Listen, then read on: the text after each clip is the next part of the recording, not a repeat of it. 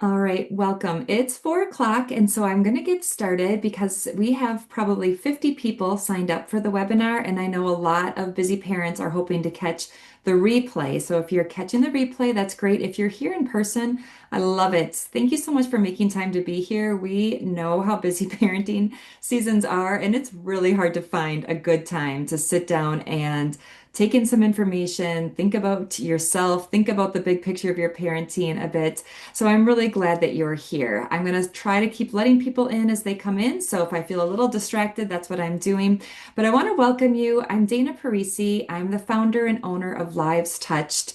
What we do in Lives Touch is we're passionate about helping families thrive. And we do that through parent coaching, also products like books and webinars and resources, and then also through a parent and family coach certification program called the Ripple Effect.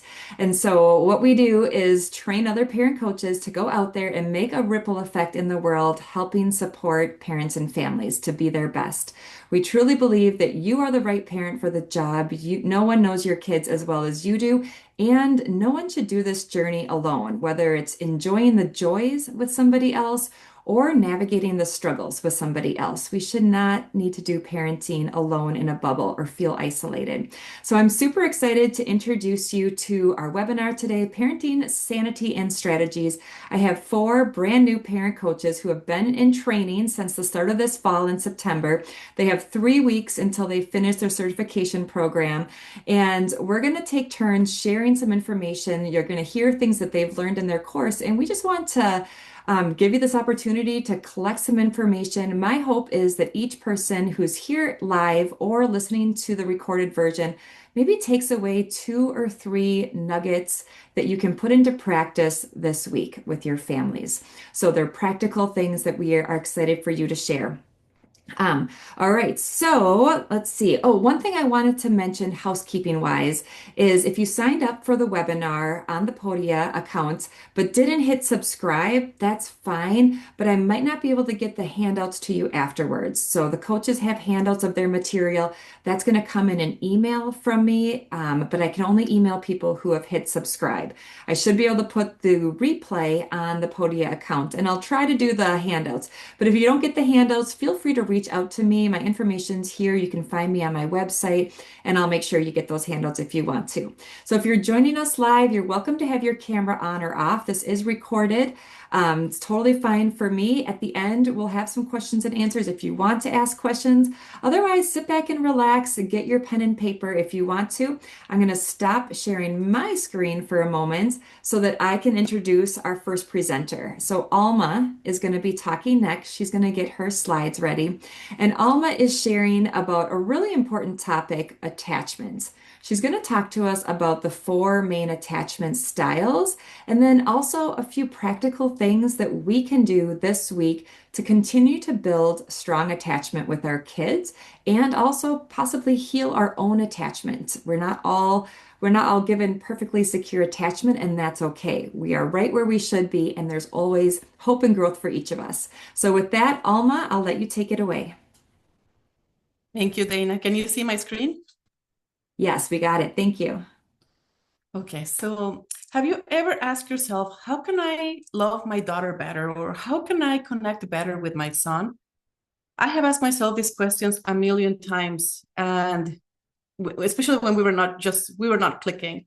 Then one day I was listening to a podcast with two therapists, and one of them said that every single issue he has seen in his practice can point back to a attachment style. And he asked the other therapist if he had seen the same. He had. So attachment styles affect everyone.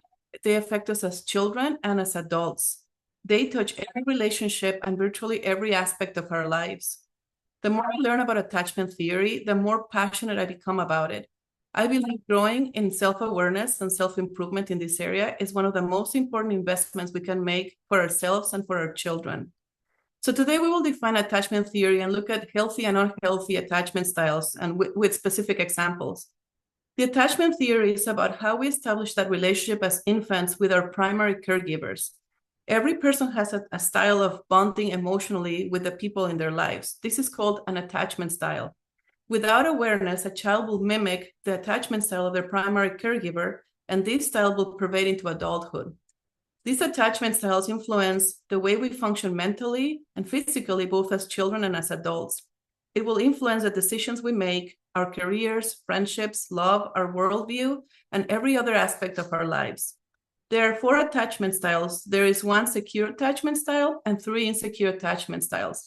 Unfortunately, only a minority of people have developed a secure attachment, but the good news, these are not the diagnosable conditions, and we can all grow into securely attached persons, even as adults, which will in turn positively impact the development of our children in ways including social, emotional, and cognitive areas.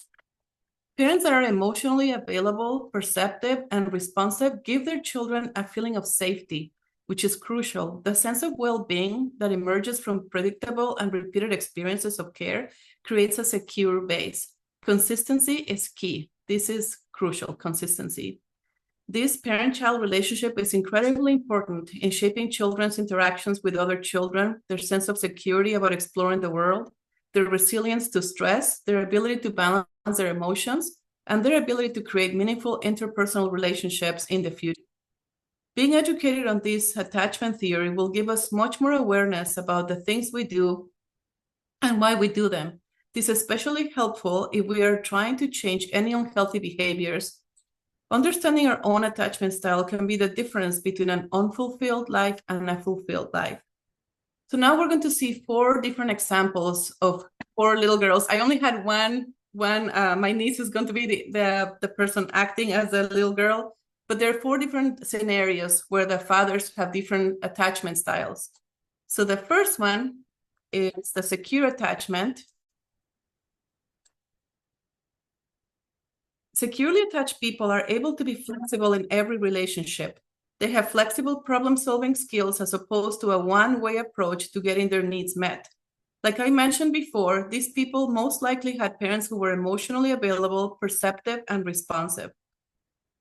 So here's the example. A securely attached father will hear his baby cry, put down his phone, and go see what is causing the distress. He will tenderly pick her up from the playpen and ask, "What is wrong, sweetie? Do you need daddy to play with you? Oh, I know, you're hungry. Is that what you're trying to tell me?"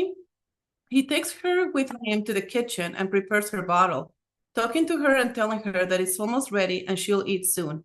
He sits down and, cradling her in his arms, feeds her the bottle.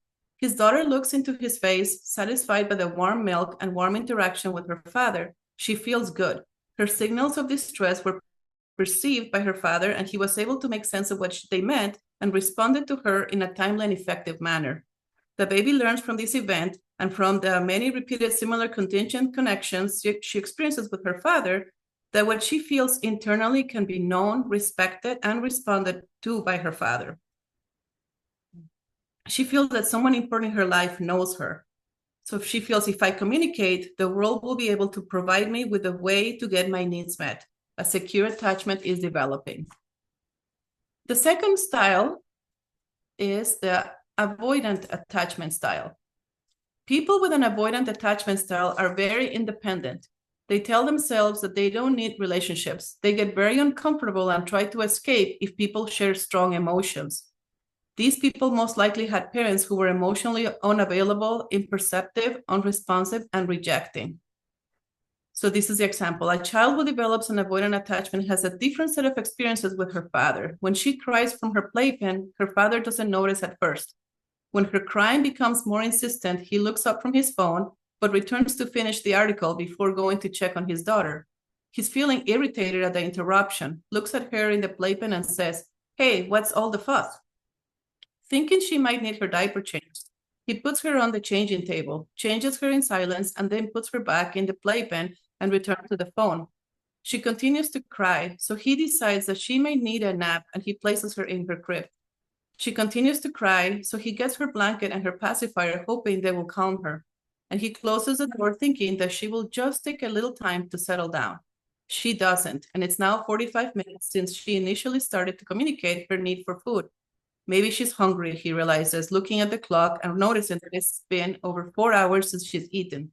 He gets a bottle ready, and she finally calms down when he sits her down to feed her. In this scenario, the baby has learned that her father doesn't always read her signals well. First, he has trouble even hearing her, and then he doesn't understand what she wants. He doesn't seem to pay attention to the subtle cues of her communication. Finally, after she's been in distress for quite a while, he gets it right. Overall, repeated patterns like this teach the child that her father is not very available for meeting her needs or connecting to her. Now, the third attachment style is the ambivalent style. People with this style can be clingy, very needy. They have lots of unaddressed needs. They have fantasy beliefs about what a relationship will do in their life. Their parents most likely were inconsistently available.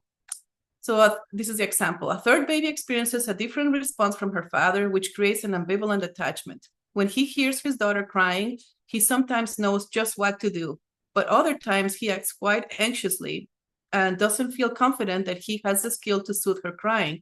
He gets up from the table where he was reading and runs over to her with a distressed look on his face and picks her up.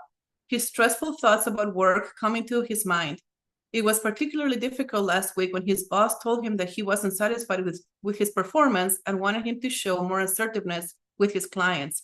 This reminds him that his own father continually doubted his abilities and made humiliating comments around the dinner table in the presence of his mother and two older brothers.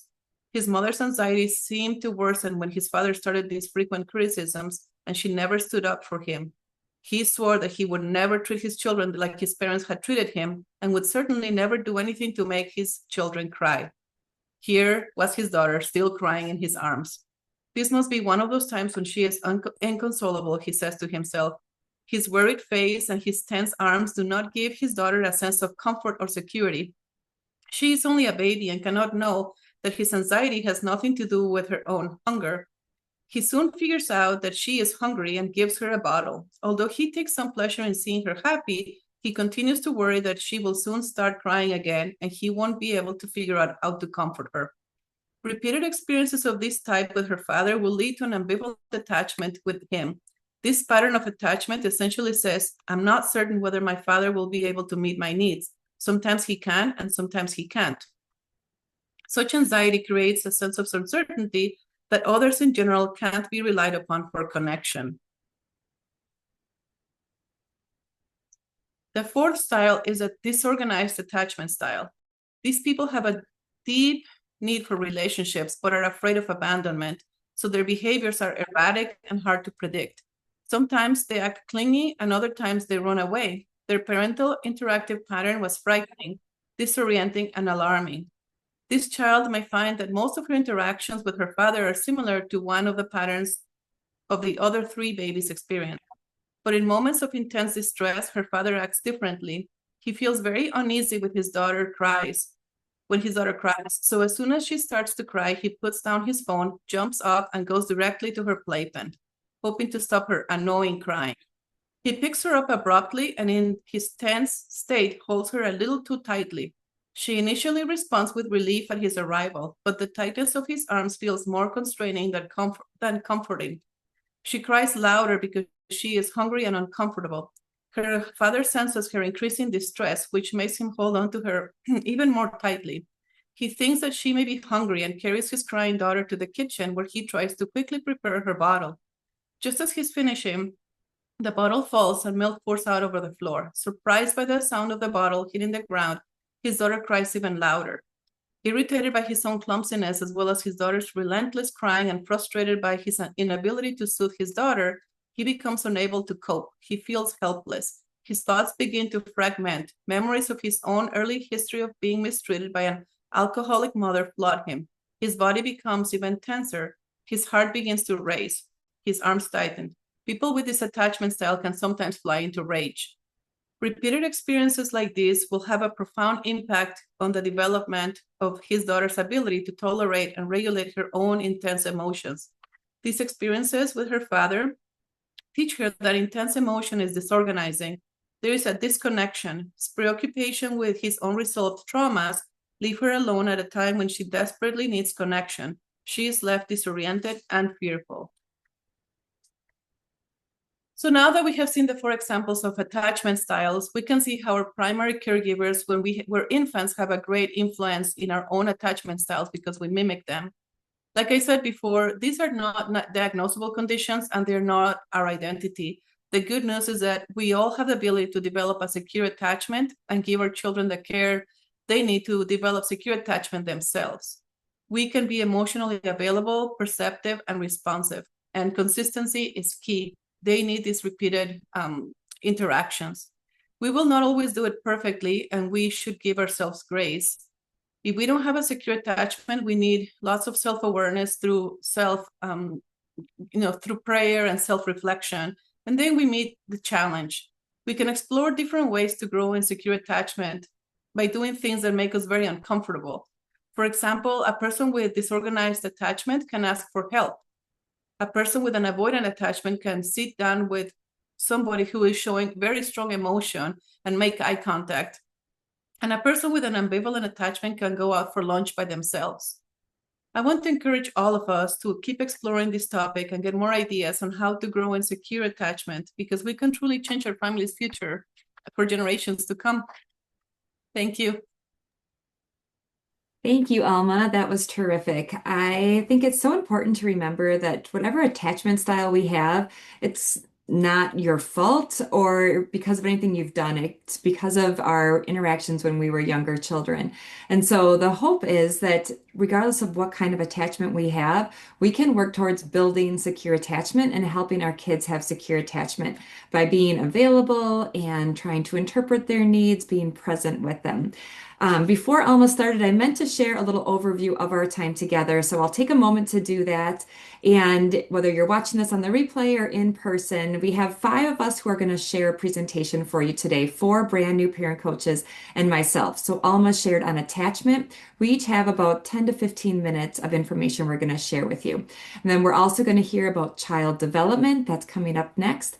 Then we're going to learn about when consequences don't work. I'm sure you've had that happen where your consequences don't work with your kids and what's going on with the brain in that moment. And then we're going to hear about setting and holding boundaries with love, boundaries that make sense for your family and work. And then I'll share the last presentation on a simple screen time reset for parents.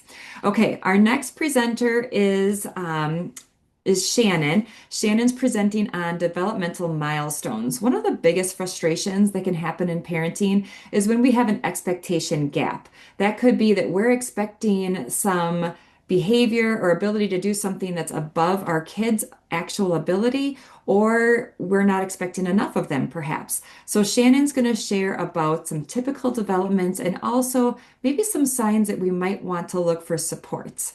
Shannon, when you're ready, you can start.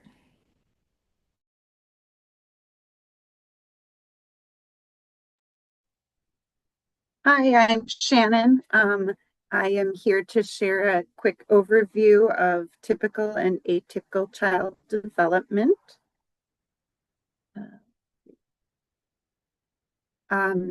First, we're going to go through some of the developmental domains of childhood, different categories that you can look for different things in the different stages. And then, yeah, each age group, just some general things to look for. I also have a lot of information on my slides, and so I ended up making a handout of each of the developmental stages, so that will be sent to you after all the presentations are done. And then just some specific things to watch for in each of the different age groups. And then at the very end, I have a list of resources, which is also included in the handout too. If you ever do think that you want to talk to someone more about some things you see with your child, I have put a couple resources at the end. So,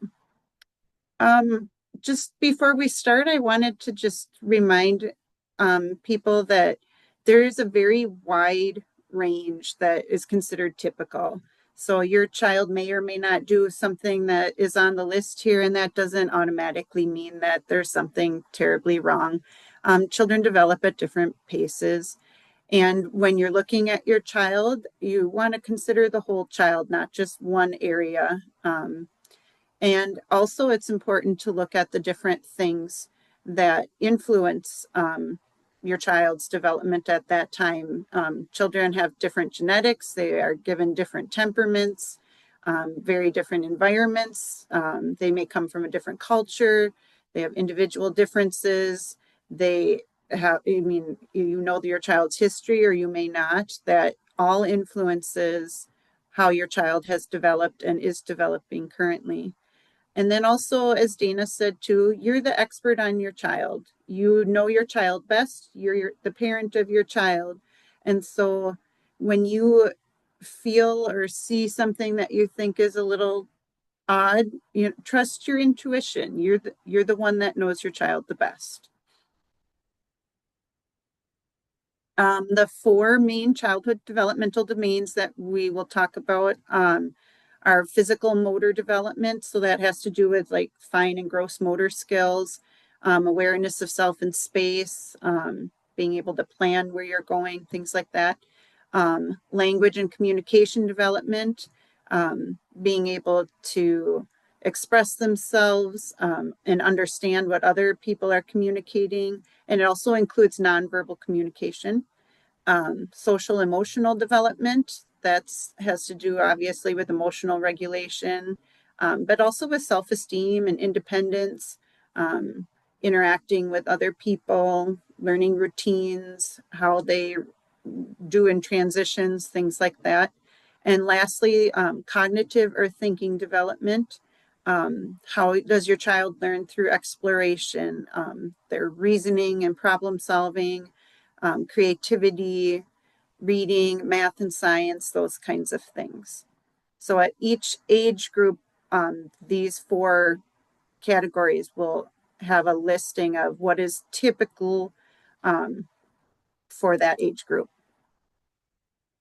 I wanted to say right away a broad overarching some things to look at when you may be considering additional support. Watch your child, watch them for patterns. If they have a delay or in a developmental area, it will often be consistent over different times and different settings and environments.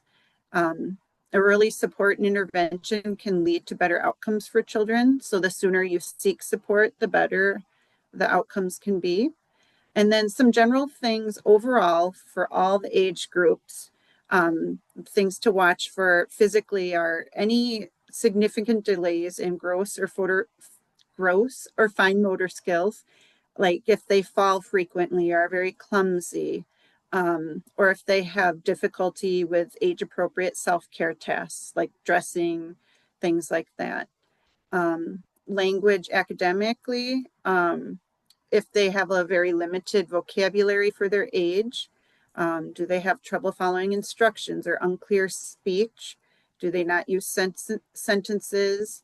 Anytime there is regression in their language skills, that's something to watch for, or if their academic performance is significantly below their peers.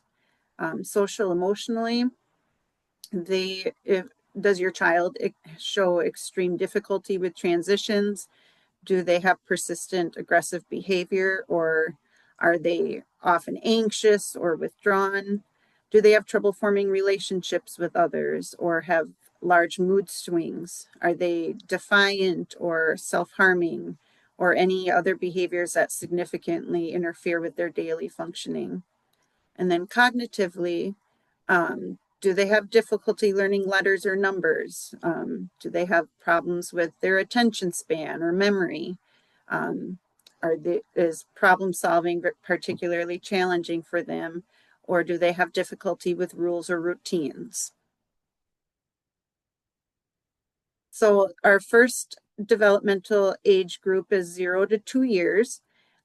This will be included in the handout, so I'm not going to read on here. I'm just going to give a brief overview of what this age group typically, what you'll see in there. It's a time of rapid physical growth. Children in this age, infants and toddlers, will learn through their senses and interacting with their environment around them. And as we learned from Alma, the attachment to caregivers is formed by consistent care during these early years. 2 to 3 year olds, toddlers, they are showing improved coordination and improved language skills. They start interacting socially with peers, and they really start to try to problem solve.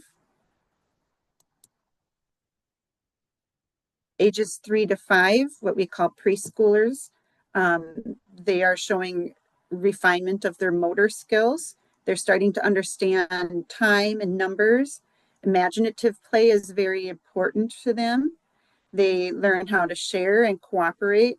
And they also are starting to follow rules and learning about social norms.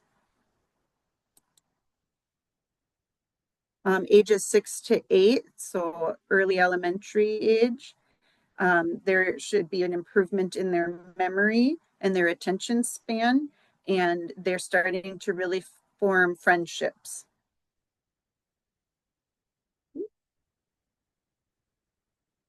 Middle childhood, age 9 to 12, I think we often call them tweens.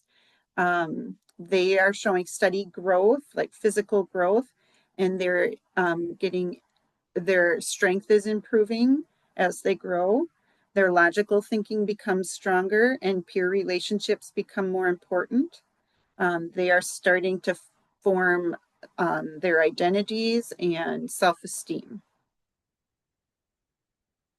And then adolescence, so basically teenage years to young adulthood.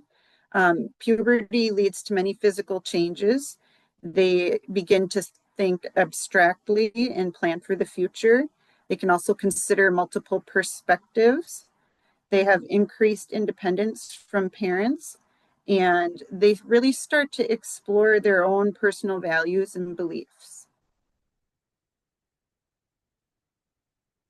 So at the beginning, I talked about some general things that if you saw any of those, or when you get the handouts and you see there's a list underneath some specific things, if you're seeing that in your child, if you want to talk to a professional, that's always a really good idea to either talk to like a primary doctor, or a school can also make a referral. Some of the things listed on here as resources are through the county, and every county should have similar things. So I tried to put the general county category there, so you can go in and then look up your county and find where a certain program is. But also your doctor, school will know who to contact if you're asking them for a referral for certain services. The first one on the list is birth to 3. Obviously, that is for young children who are up to the age of 3. The Children's Long-Term Support Program is for children from 0 to 21 who qualify because of their disabilities. I have found that family resource centers can be really good, both for support, but also with knowing where resources in the community are too. Like I mentioned, the schools can make referrals. All school districts have special education departments, and they would know more about who to contact and things like that. I put WEEP on here, the Early Autism Project. They are a good start if you have a child who you think may need autism services. The Wisconsin Wayfinder is a phone number, but there's also a website too, and that is kind of like a clearinghouse of different resources in your community. If you don't even know where to start, you can call them and talk to them, and they will point you in the right direction. And the same is with the children and youth with special health care needs. We have, the closest one is in Chippewa Falls, but they can help point you in the right direction too for resources. And part of why I chose this topic was because, well, right now I currently have children in pretty much every category of childhood development except infancy. I have young adult, and I have high school and middle school and elementary school. And so this is particularly interesting to me. But also, when I was a young parent, my oldest 2 children are adopted. through foster care. So they came to us at 2.5 and 5 years old. And I didn't know what was typical. I had never been a parent before. I didn't know what to expect. I didn't know what to look for. Eventually, as I learned more and I became more educated as a parent, I was able to see there were some big gaps in their development. And those are things that it's been beneficial to work on through various ways through the years. And so when I became a parent again, I knew more about what to look for and the importance of some of these things, like Alma talked about too, like right from the start, working on attachment and those kinds of things. And so this was a topic that was very near and dear to my heart, because it is very helpful to know this and to kind of know what to watch out for, and to seek out people if you do need help, or even if you just need support, because like Dana said, also, like, you shouldn't be parenting alone. This is a journey that we can do together. So that's the end. Thank you so much, Shannon. And there's so much helpful information in all of those slides. And so I'll just say it one more time. The handouts will come in an email after the webinar is done, probably within 24 hours. If for some reason you're not getting the handouts, reach out to me. It might be that you didn't hit subscribe when you signed up for the webinar, which is fine, but I can't email you if you didn't hit subscribe. I can still find a way to get them to you if you let me know. All right, I am excited to introduce Andrea to you, and it's just such a pleasure to hear each of these new coaches sharing on a topic that they're excited about or that has meaning to them as an adult, as a parent, as an individual. Andrea is going to share on the topic of when consequences don't work and what's going on in the brain and survival brain. Andrea, when you're ready. All right. Hello. So I am going to just jump right in, talking a little bit about meltdowns. And so each family kind of has their different term or phrase for it. It could be meltdown, tantrum, episode, rage, but we're all pretty familiar with how destructive they can be, mentally, emotionally, environmentally. In my own experience as a parent, and as a parent of a neurodiverse kiddo, I've been through a lot of the difficulties that come along with meltdowns. I've spent a lot of time, being the parent who felt really judged, avoiding social situations, pushing away families and friends and loved ones, just feeling alone, alone, lost, inadequate. And so I kind of want to let you know that if any of that resonates with you, that I see you, I hear you, and you're definitely not alone. And the more we equip ourselves with sort of what's going on beneath there, the better we can respond. And so even in some of those most difficult times with meltdowns, when we feel lost or really disconnected and inadequate, the first point I want to make is that you really are what your child needs. Even in those tough times, the most important thing you can do is be present for them. They need you, they need your presence, and they need your calm. And so I really want to focus on what it means when your child or teen is in survival mode and how this sort of impacts their bodies and their brains. And to really help you understand that, in the heat, in the most difficult parts of these moments, really you could be saying the perfect thing. You could have the most logical, reasonable response. And, quite literally, you're going to be just hitting a wall because their brain has shifted from a thinking and analyzing mode to a survival mode. And so traditionally, a lot of parents, myself included, have been told that in the worst part of a meltdown, we need to meet it with strength and authority and sort of be insistent in our demands and expectations in order to really not be considered, weak or a pushover. Those were a lot of things that I heard. And basically in this mindset and this approach, my own situation got worse. Not only were the meltdowns worse, but the connection between me and my child was really suffering.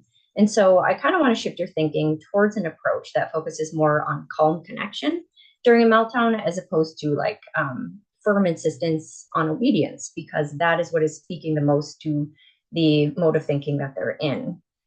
And so when a child is in survival mode, which is sort of what's happening during a meltdown, the approach that you take in those moments can be the difference between building that bond or growing that connection and building a wall. And we really want to focus on having your child respond to you from a place of connection and relationship versus like a place of fear.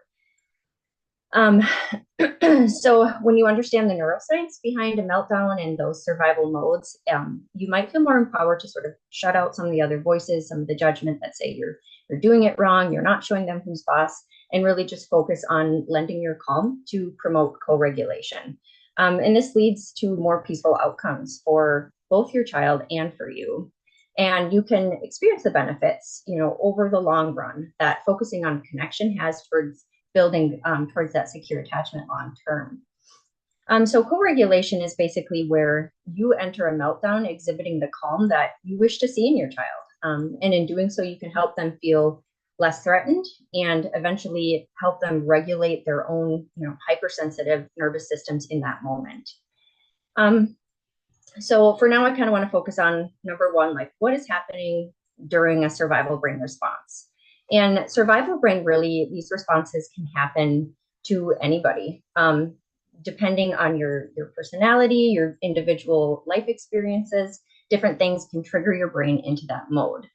There are definitely things that exacerbate the frequency and intensity of these situations, like neurodiversity, developmental disorders, anxiety, chronic stress, or trauma. But let's talk about what's happening at a brain level. So the survival brain part of our brains really is the oldest and most primitive part. It includes kind of that, like the brainstem and all those structures above it. And it's sort of on the hierarchy of needs. Its focus is like survival, basically keeping you alive. It's involved in a lot of the processes of like physiological homeostasis, like heart rate, temperature, our breathing and digestion. And it is the region of the brain that can help us respond rapidly in the event of like a threat. It helps with detection, and it enacts a cascade of events that mobilizes your body to sort of face an attack or a threat. And so when this happens, when a threat is detected and that survival portion of the brain is responding, the brain's primary function is just that, it's survival, and everything else is secondary, and that includes logic, reasoning, connections, relationships. And so that's where that understanding of the meltdown is really important. And our species is designed to be constantly analyzing our environments for threat. So this could be a major threat like a car coming or a bear or dog attack that mobilizes your body to respond rapidly to protect you. But it also, we're attuned to cues from one another. We're constantly reading each other and kind of mirroring each other. And kids especially can be highly attuned to like your tone of voice and your posture and just sort of your presence and trying to figure out, is this a threat that my brain and body need to be aware of? So there are a lot of different factors that can impact how sensitive our threat detection systems are. So the thinking part of the brain, or the rational brain, on the other hand, it's sort of that outer portion of the brain, the neocortex, and it is the younger, more advanced part of our brain, and it's designed for more like slower and analytical thinking, and it occupies about 30% of the space in our skull. So our brains dedicate a lot more space and energy into the survival portion than it does into the rational thinking portion. Another important point. So that neocortex is thicker in humans than other mammals because we are capable of those more advanced thought processes. And the rational brain includes the prefrontal cortex, that region in the front. And this region is involved in functions like sphincter control, the ability to sit still, use words, understand abstract ideas, and things like engaging in forward thinking and planning. And so this part of the brain typically begins development around age 2, and then it's continually developing into our 20s. So basically, our brains, they're taking in stimuli, they're taking in information. It wants to analyze for a threat. And so we have the information be processed and responded to by the thinking brain or the survival brain.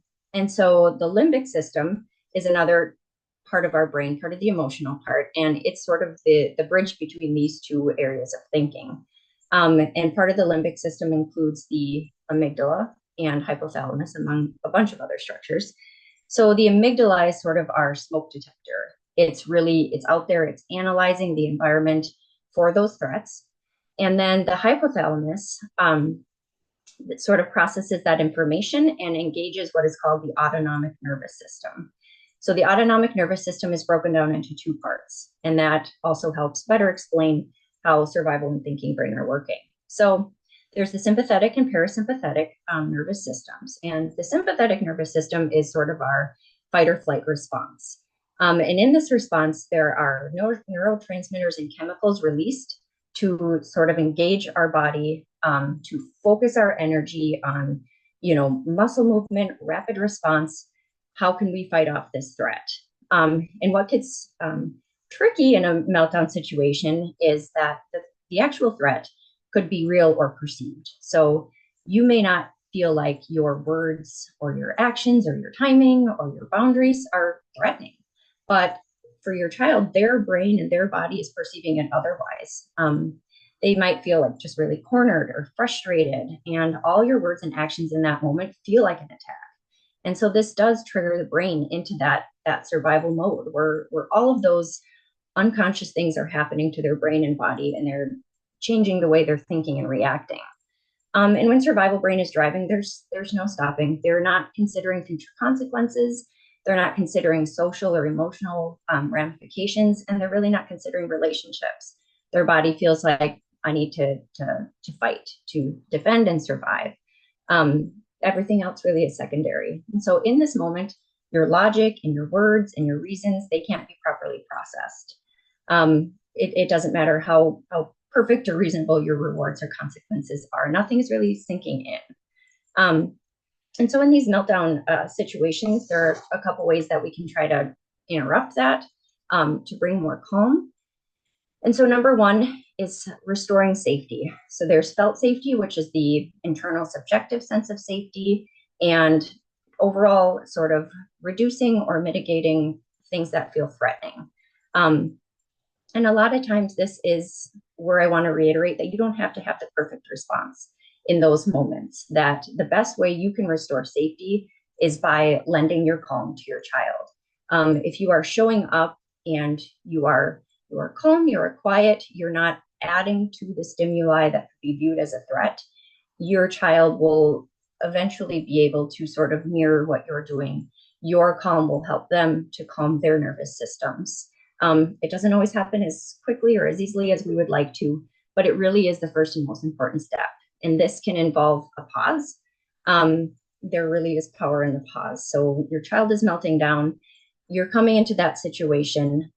It's really important to sort of be very attuned to how your body language is. Are you tense? Is your voice tense? Are you posturing? Are you yelling?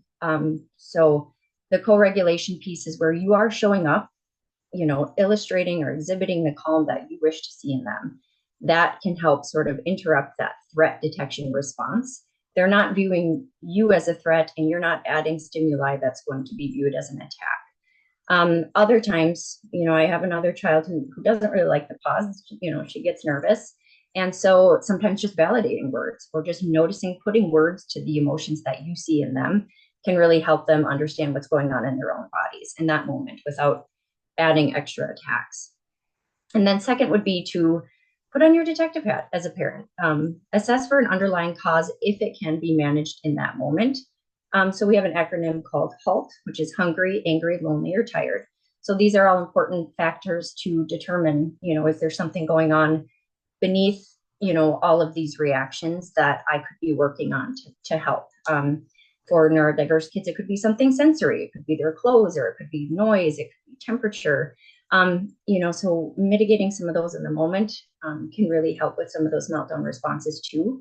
Another important point here is that it helps you to not take it personally. So when they're lashing out like that, again, their brain's in survival mode. They're not thinking about relationships, and they can sometimes be hurtful. So a quote that I find relevant here is that situational analysis before personality analysis always. Try to get to the root, try to figure out what's going on. You are the expert in your child. So lending your calm, restoring felt safety, these can all interrupt the brain survival response and help with that shift towards thinking brain. And this is where connection, cooperation, and collaboration can all take place. So interrupting the survival response also allows the body to stop releasing those stress hormones, to restore balance, to relax and enter a mode which allows your words and your boundaries to actually have meaning. So this is the activation of the parasympathetic nervous system. So this is our rest and digest response. It allows our bodies to rest and heal, to recover. And during this response, our body will release the neurotransmitter acetylcholine. And with acetylcholine plays a major role in things like memory, learning, and attention. And it makes the brain capable of things like planning, learning, curiosity, creativity, building friendships, etc. You know, all of these things which are great for discussing boundaries in a productive manner. So basically, our brain is receiving stimuli, and if it's viewed as negative or threatening, the amygdala detects the threat, the hypothalamus engages the sympathetic nervous system, and the self-preservation piece takes over, and the meltdown ensues, you know, and unless the brain can restore a sense of safety, these symptoms and behaviors they won't subside. So Dr. Bessel van der Kolk has a great quote with this that I think about, and he says in his book, The Body Keeps the Score, as long as the mind is defending itself against invisible assaults, our closest bonds are threatened, along with our ability to imagine, play, learn, and pay attention to other people's needs. It's a great way to sum up what's really happening in our brain. So I'm hoping you come away with this with a little more understanding of the brain-body connection and how it influences that behavior in the moment, and how your calm and your presence truly is key to breaking down that pathway and allowing your child's brain to sort of enter a mode where it can physically relax and work through some of those boundaries. So being calm and supportive in the midst of a meltdown doesn't make you a weak parent, and it doesn't make you a pushover. Things like safety, co-regulation, laughter, play, and creativity, these all actively pull us out of survival brain and help us shift towards thinking brain. And one illustration, flip through some of these here too. One illustration that comes to mind with this is the Aesop's fable of the North Wind and the Sun. And for those of you who might not be familiar with it, to summarize it briefly, it's basically, you know, this cold north wind and the sun, they're competing to determine who's stronger.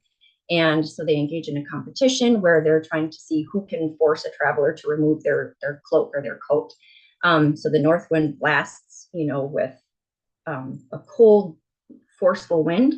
And of course, the traveler holds tighter to their coat. And the sun then shines with warm, gentle rays, and the traveler removes his coat and lays peacefully in the shade of a tree. And really, this makes me picture, you know, a child, you know, holding on to their comfort, their beliefs, their justice, whatever it is that's causing them to really fight and be in that meltdown mode. And we can either show up, you know, with cold and force and insistence, or we can show up with warmth and gentle support. And I really love the end of the story, where it states, "Thus the sun was declared the conqueror, and it has ever been deemed that persuasion is better than force, and that sunshine of a kind and gentle manner will sooner lay open a poor man's heart than all the threatening and force of blustering and authority." So I'm not asking you to be, you know, Miss Sunshine and show up dancing and singing while a meltdown is happening and Legos are being thrown across the room. I'm just encouraging you to give yourself permission to shift your thinking, to be the calm that you wish to see, and to show up with warmth and support as opposed to cold insistence. And it's not always going to work the way we want it to. It's always going to be hard. This is just part of parenting. But by focusing your energy on co-regulation, you're protecting and building the bond with your child. And over time, you may see a decrease in the frequency and intensity of those meltdowns as your child is able to grow in their own regulation skills and shift into thinking brain, where holding boundaries can actually take place in a more productive manner. That's all I got. Thank you, Andrea. Oh my gosh, what a relatable topic. If you are parenting for more than a hot minute, you have probably had a child who's had big emotions, whether you call it a meltdown or a tantrum or a rage. And my experience parenting my four kids is that it feels really personal. When our kid's having a meltdown, it can feel really personal. And so shifting our mindset takes time to recognize that this is a child in survival brain and how we show up as parents does impact how they regulate or if they escalate. And it's hard. It's not going to happen overnight.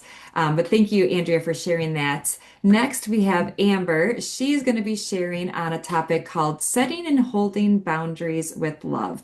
What does it look like when we want to have some expectations or boundaries in our family, and how can we do that successfully? Amber, take it away. All right. Well, my name is Amber, and I am really excited to be talking about this topic today. So it's called Setting and Holding Boundaries with Love, but as Dana kind of alluded, it could also be called expectations. Every family has different words. So why do these boundaries matter? Boundaries benefit everyone, just like speed limits do. So in your family, having some boundaries or expectation literally provides safety. It decreases anxiety. Kids know what to aim for. They know what kind of behaviors you're expecting. A huge one for me is that they actually really increase security. When you actually have boundaries and expectations for your kids, they feel loved. They know that someone's looking out for them and caring for them. They feel more secure. And a kid that feels more secure is ready to explore and learn and try new things. So overall, having boundaries and expectations makes your family and your kids more successful, and it helps your kids grow into independence. So just a couple things I wanted to kind of put out there before we get started are that every parent in every parenting season, from toddler all the way through having teens, you struggle at times with setting and holding boundaries, and this is totally normal. So as you're going through this, if you're going, oh, I need some work on this, totally normal. And also just to acknowledge that the process is changing over time as we go through the different stages of development, like Shannon talked about. So for instance, I had a 3-year-old that I had to really work on boundaries and expectations for parking lot safety for him. I always wanted him to stay close by.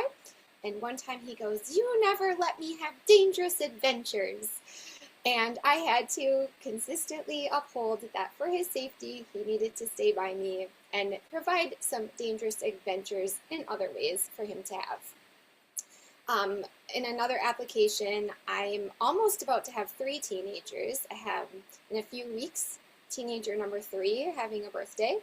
A big thing for us has been curfew. And so kids are growing in their independence, and it's great that they want to be out with their friends doing things, but they need to make sure that they know what time to get home to respect all the other people in the family that are trying to sleep. And so just having those different expectations in stone. There's no one-size-all-fits approach. Every family is different. Every child is different. And so just feel empowered that you have the skills to set these boundaries. Also, just one last thing, every parent, you need to make sure that you give yourself permission to make changes if the approach isn't working. And you can even admit that to your kids. You know, I learned some new things, I've thought about this, and we're going to change directions in this certain area. And it's actually a great sign of growth if you're always reevaluating as your kids grow and as you grow these different boundaries. So getting right into it, this is the stuff that's going to be on my handout that Dana will send to you, but we're going to talk about the parent's job in setting and holding those boundaries. So the first thing is to set reasonable age and stage appropriate boundaries or expectations. So you're going to be looking at your child's age, their developmental age, maybe not even just their chronological age. You're also going to take into mind what your goals as a parent are, what your values are, and knowing your child and who they are and what they might need some boundaries and expectations set in their life. So some different examples would be a toddler. You're going to help explain to them or have a set schedule that every day they have a nap or a quiet time, and you show them where they take this nap or quiet time, what they're allowed to do during it, and teach them those different steps. For your school ager, you might have boundaries and expectations about when their homework gets done. For a teen, again, back to those curfews or different activities they're allowed to do, whose cars they can ride in, things like that. And then it's really exciting, you get to hear from Dana about screens, because we all have boundary needs with screens for all ages of our kids. So that's the first thing, setting those age-appropriate and stage-appropriate boundaries. Number two, we need to communicate those boundaries. And the best way we could do that would be at least in two different modes. So the first one would be verbally. So just nice, clear, direct communication of what you expect.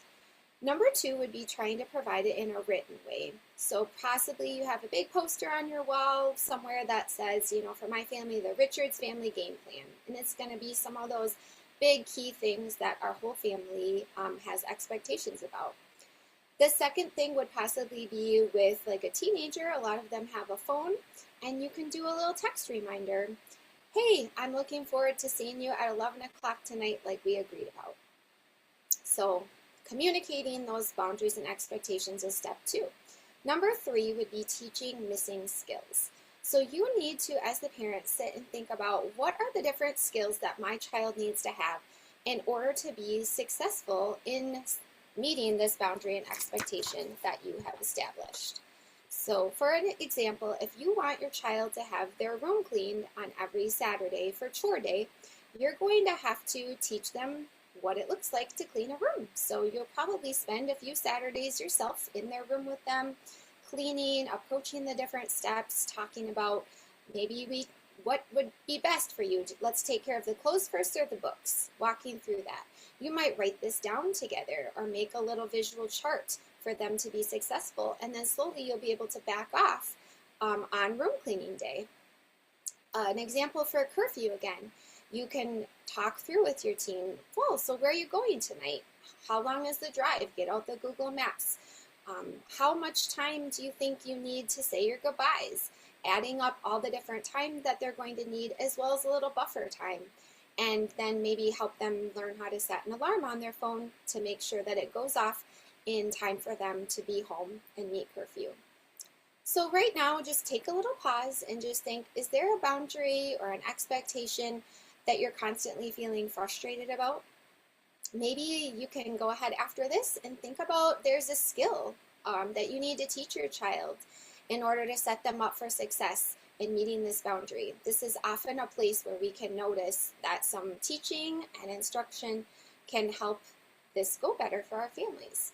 So that was step three. Now step four is when we're going to go ahead and celebrate the different steps and progress that you're making, and possibly reteach if you need to. So celebrate all the steps. You can never celebrate too much, all the different little successes that they are attaining. So, wow, you did great getting all those books picked up, or your whole room was clean today, way to go. And text maybe to your child or verbally, I really appreciate that you made it home by curfew tonight. Again, we can never be too positive and encouraging when they're meeting our expectations. They're going to be way more likely to keep meeting them in the future. This is also going to be a time where you might realize that some reteaching needs to happen. You are noticing that the boundary or expectation isn't being met. So something really important is you want to do this in a calm time. And when Andrea was talking, I thought, yes, we need to make sure that we are not in survival brain mode and our kids are not in survival brain mode when we want to do this reteaching. So make sure you're both in a calm time, and you want to go ahead and just kind of process and talk through, you know, hey, last night you came home 10 minutes late. What part of that game plan we put together to get you home on time didn't work out? And you can listen with curiosity and find out, you know, where things went wrong and problem solve that out. Another step you can do, especially as your kids get older, is to help teach them and coach them that they can ask for a compromise. So an example again with the curfew, you know, hey, it would have been really great if you would have called or texted last night when you were at the restaurant and realized that your food wasn't coming out and you were going to be late, and just ask me for a 15-minute extension on your curfew. That would be a great way to model collaborative problem solving. So those are step 4 in our process. And now we are at step 5, holding the boundary with love. So that is our job as parents, is to hold this boundary. I know sometimes this can be tricky. I know I've experienced it where I'm good at making these expectations, but we do need to follow through and hold that boundary. And again, we need to be able to do that in a calm way and be connected to your child while you're doing it. So some things to consider, again, when you're realizing that things aren't being met or going quite as you had hoped. Was it a reasonable boundary? Maybe you had an expectation that was not developmentally appropriate, or your child just doesn't have the maturity to follow through with.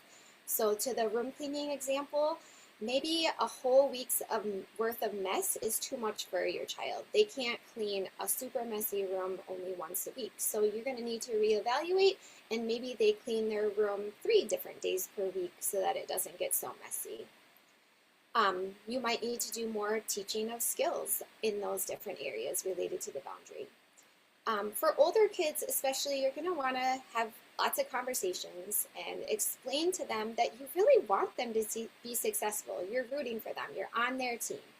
And you want them to be successful next time. And so how can we work together to make that happen? And so again, that's that whole collaborative problem solving process, and really being curious, not judgy or making assumptions, but being curious, ask questions. So what was going on? What were you doing?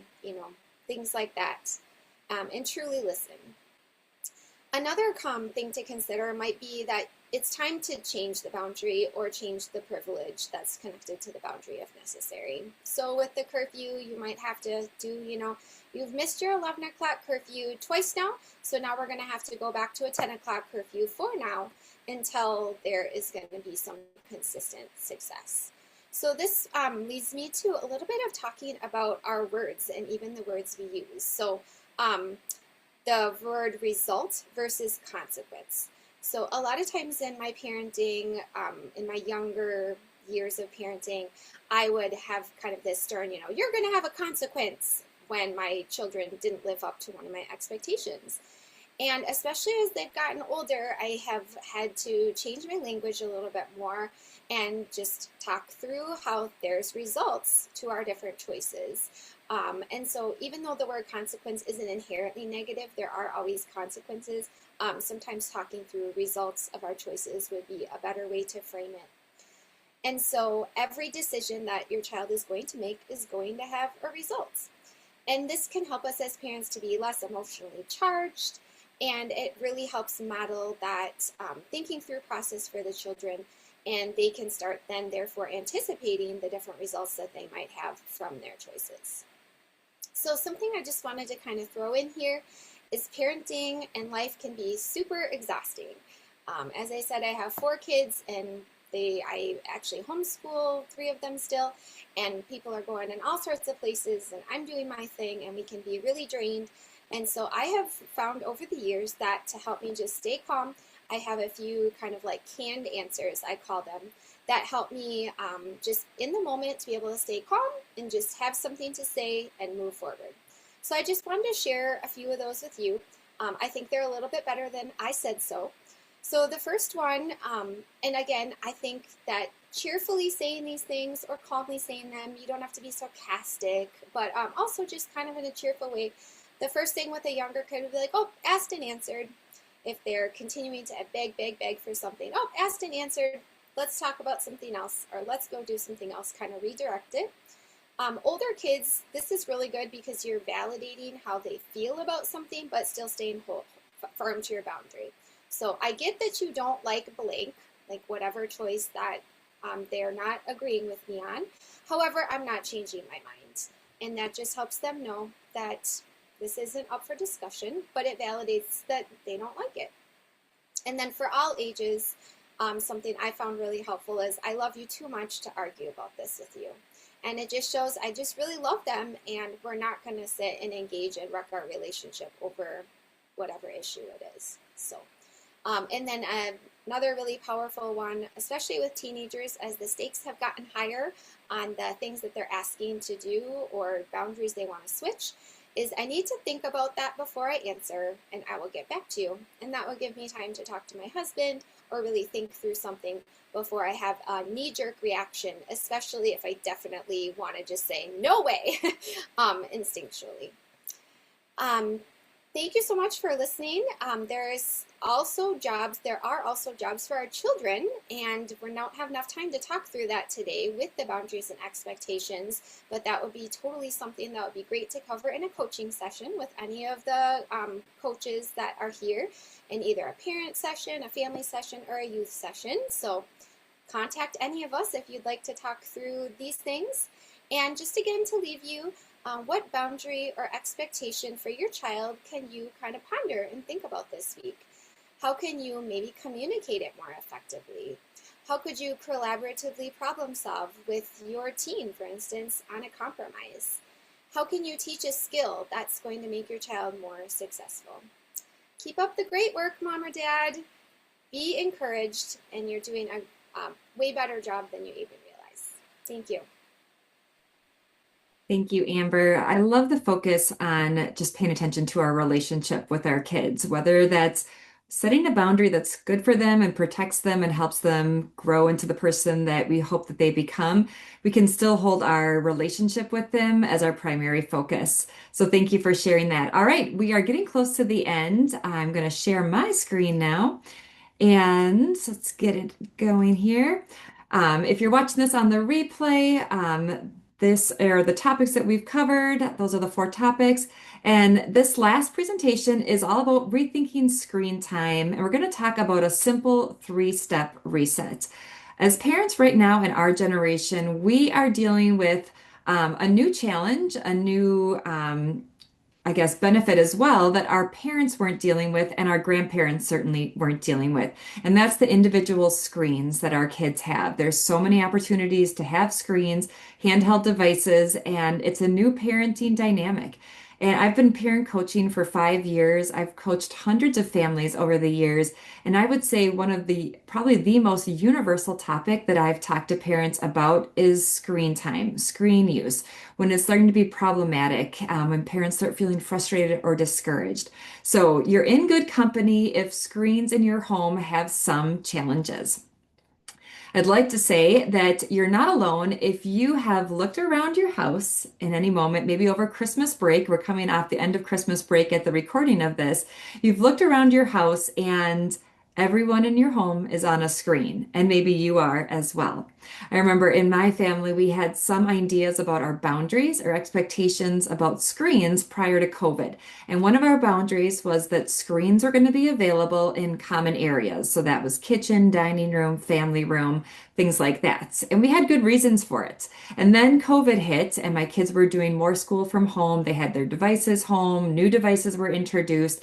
And I remember us looking around and realizing that although we have 4 children, all busy, busy at different ages and stages, there wasn't a single one in a public family area of the house because they were all in their rooms on their own devices. And it wasn't doing schoolwork in that moment. They were doing their games or socializing.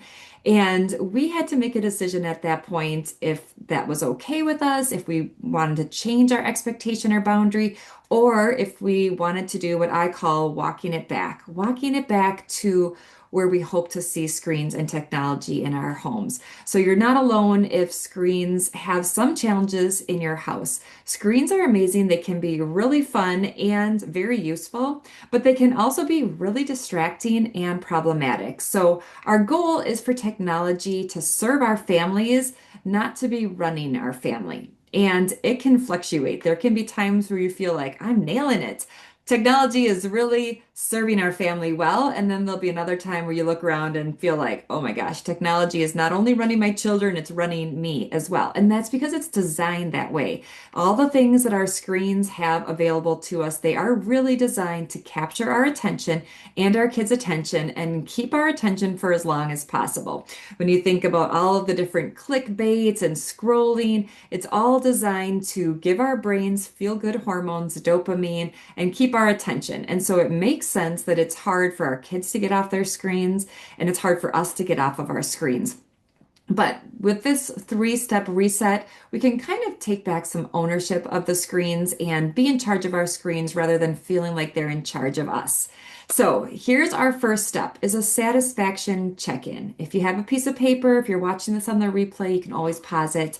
But checking in on how happy or how satisfied are we with how the screens are working in our home. I like a 0 to 10 scale. If I were to give myself an assessment right now, coming off of Christmas break, I'd say like a 5 or a 6 on how happy I am with screens. Where do you feel you're at? Big picture, we're looking at big picture satisfaction with screens. And then we're going to break that down. So write down a number or hold it in your head if you didn't want to write it down. Give yourself a chance to think about your number of satisfaction. If you're a 10 out of 10 happy, loving how screens are, that's awesome. Save this recording. There might be another time later on where your kids are at a different stage and you'd like some more support or ideas around screens. But if you're less than a 10, there's room to improve and there's room to grow. So we're going to consider what's working well with screens in your family, in each of our families.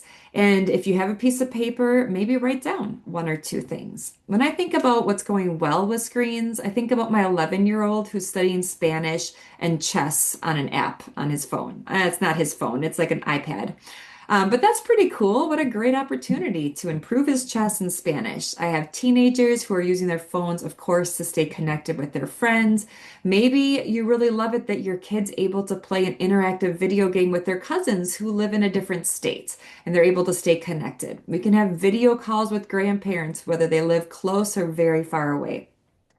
When I think about my own phone, there's plenty of things that make my life easier that I have on my phone. There's plenty of things that do help our lives go better. So just think about a few things that are going well with screens in your family. And then the next step is to consider what problems or challenges we're seeing. When I talk to families about screens, a lot of common problems come up. It might be getting off screens is one of the most common problems. It's really hard for many kids, especially our kids with neurodiversities, to get themselves off of their screens. And so that's when parents might be seeing survival brain behavior, meltdowns, explosions, tantrums. You might regret ever giving them a screen in the first place. So getting off screens can be a problem. It might be that they're having a hard time getting to other things and preferring to do the screens. So maybe there's a few chores or expectations around your house that you want your kids to participate in, and you're looking around and realizing no one's doing any of their age appropriate chores because they're on screens. That could be a problem. It might be sleep. Kids who have screens in their rooms definitely have poor sleep quality. There's some interesting statistics, you could look it up, but kids who have phones in their rooms get around 80 or more blings and beeps and text messages. Maybe it's Snapchat or all of the different things to their phone at night. Even if their phone is silent, they usually vibrate or light up or make some kind of notification that captures their attention, wakes them up from a deep sleep, and definitely impacts their sleep. So a challenge might be kids who aren't sleeping very well. You're struggling to get them up in the morning and get them to school. Um, Also thinking about our own phone habits. We have to take a look at our own phone habits and maybe consider if they're where we want them to be. Don't worry, we're not going to overhaul everything to do with our screens, but think about, and if you're writing things down, I'm a note taker, one or two problems or challenges with devices in your home. All right. Our step two is to imagine your ideal. I do this for myself and I do this with people that I work with all the time, is kind of thinking about this imaginary scenario that if you were just going to introduce screens to your family for the first time, maybe Monday morning or Monday after school, you're going to introduce screens. They don't have any personal devices yet. What would you like that to look like? Don't worry, we're not going to do all of that right now. So a lot of times I talk to parents and they say, I wish we never introduced screens. And we're not anti-screens at Lives Touched. We want screens to be a healthy part of our family. So what would that look like? It's going to be a different answer for everybody, but some things you might consider if you were introducing these screens for the very first time, pick a date, starting Monday, starting Tuesday, some things you might want to think about. When would screens be available in this ideal world? Is it that screens are available after school and after their chores are done? that screens are one of the options available for that free time. Some parents are finding that screens in the morning complicate their mornings. It doesn't make it better because it's hard to get their kids off the screens in time to go to school. So if that's one of your challenges, maybe in your ideal world, screens aren't available in the morning before school. Other things are available at that time. So when would screens be available? Would they be available during the dinner time? Or if that's one of the challenges that you're looking around and realizing no one sits around and talks at the dinner table, even just for that 10 or 15-minute window that it takes to sit down and eat a little bit of dinner because everyone's looking at their screens, doing their own thing, or in different rooms. We don't have to have unrealistic ideals, but if you'd like some more connection and family time, quality time around the table, perhaps one of the answers to these would be screens would not be available at the dinner table. So when would they be available and where would they be available? I shared that our family's expectation was to keep them out of bedrooms, and there's some good reasons for that to protect our kids' safety. There's a lot of different things I could go into, but I won't go down that. But where would you like screens to be available in your house? Is it public areas, family room, dining room, kitchen? Is it okay to have them in their bedrooms? What does that look like in your ideal world? And then you might want to consider what content or activities are fit your ideal world. So that might be which apps, which social media opportunities are available to your kids at their different ages and stages when we consider age and stage appropriate boundaries. It might be video games, multiplayer video games. Is that okay? A lot of families are finding their kids in multiplayer activities are chatting and talking, whether it's by type or voice, with people who they don't know in the real world, who may not be presenting themselves as who they really are. Parents are often surprised at the language or the content that is verbalized in those multiplayer games. So, what does your ideal world look like? And don't worry, again, we're not changing, overhauling everything with screens. We're just kind of looking at how we would like screens to be.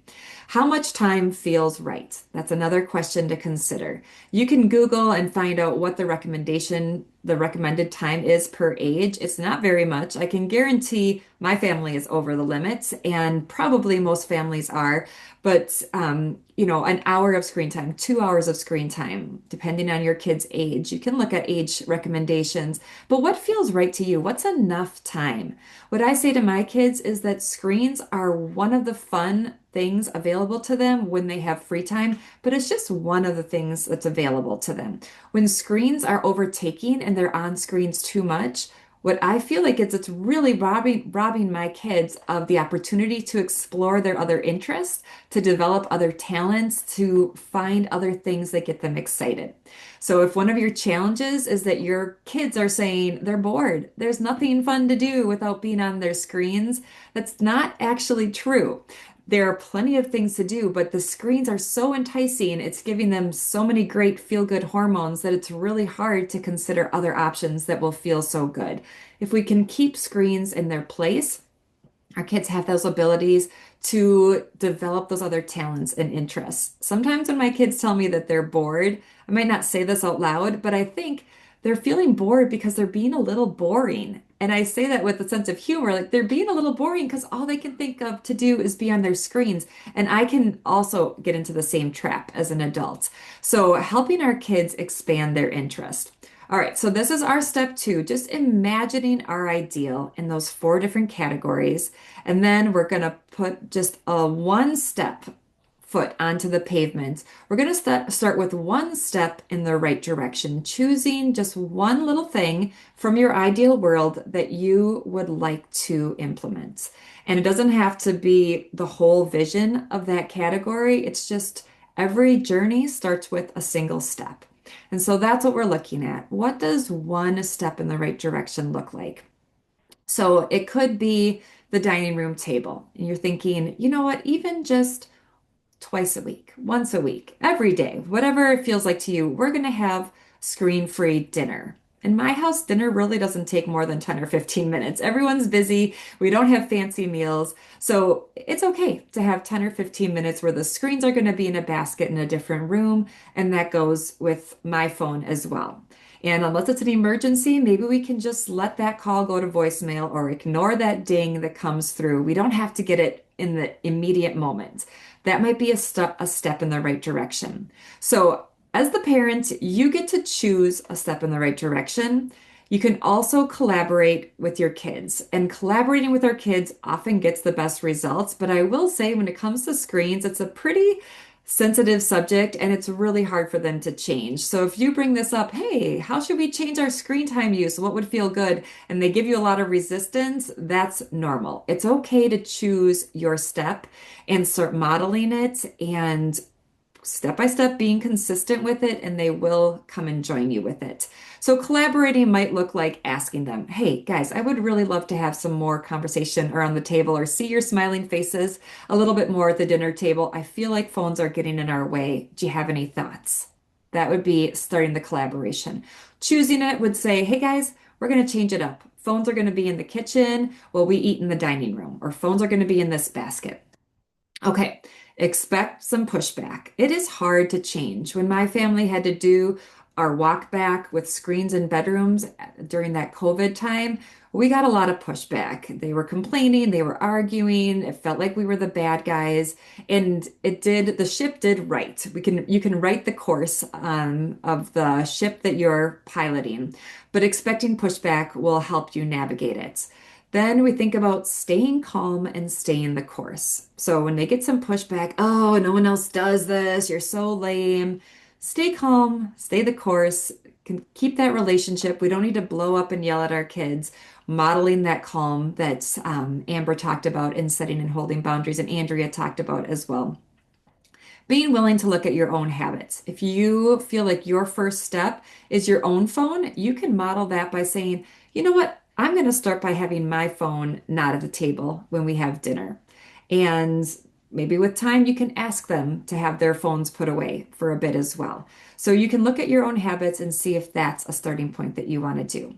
And then expect some adjustment time. I would say if you choose your one step in the right direction and you calmly stay the course for 5 to 10 days, you will find it getting remarkably easier. And at that point, you might think, is there another little step that I want to take? We might not ever get to our ideal with screens in our homes. I'm not at my ideal with screens in my home, but we can move in the right direction so that screens are a healthy part of our family. All right, that's the 3 steps for our reset. One positive step held lovingly can shift the entire atmosphere of screens in our homes. So, giving yourself grace, giving it time, and trusting the process is how we get there. All right. I want to thank you for being here with us. It's 5:23, and so we're coming to the very end. I want to thank all of the new parent coaches who took time and shared their passions and expertise. If you're curious about being a parent and family coach, I would love for you to reach out and talk to me about joining one of the upcoming cohorts and turning your lived experience into a profession that you can be really excited and passionate about. Each of the coaches here and myself have a handout for you. There's contact information for each of us if you want to reach out and have a conversation or coaching session with any of the coaches here, or if you want more information, we would love to talk to you about that. If you don't get the handout from me, but you do get the replay, it's because you're not under subscribe on the platform. You can go back in livestouchcoaching.com. You can get onto that site again and subscribe to the newsletters. I just send some helpful parenting information, seasonal tips, different things that come out at different times, but the handouts will come out in an email. And so if you didn't subscribe, I can't email you. That's all the rules with emailing logistics. So if you don't get the handouts, that's why. Reach out to me and I'll make sure you get them. And thank you so much for your time.